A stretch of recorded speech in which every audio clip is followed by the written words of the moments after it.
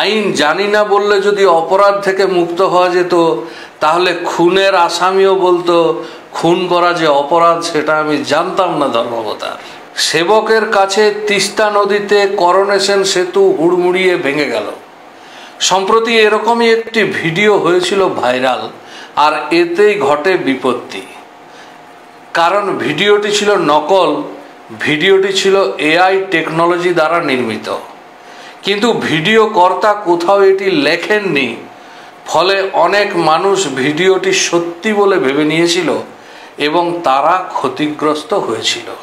ফলে যুবকের বিরুদ্ধে নির্দিষ্ট অভিযোগ হয় এবং যুবকের বিরুদ্ধে আইনানুগ ব্যবস্থা নেওয়া হয়।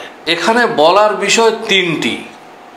প্রথমত, আপনি নিছক মজা করার জন্য একটি ভিডিও বানিয়েছেন, কিন্তু কোথাও সে কথা উল্লেখ করেননি।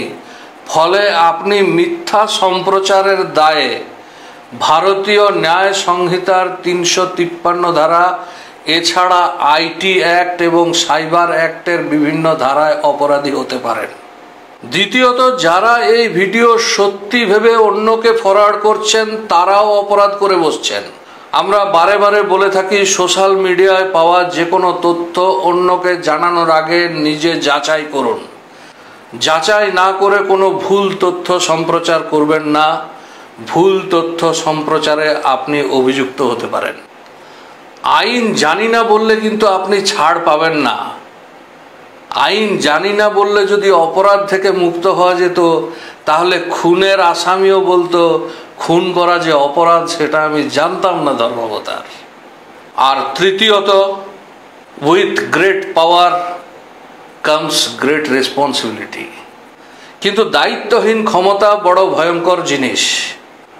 আপনার হাতে এসে পড়েছে এআই এর মতো শক্তিশালী টুল, অথচ আপনি এর ব্যবহার জানেন না। আপনি নেমে পড়েছেন মানুষকে বোকা বানাতে।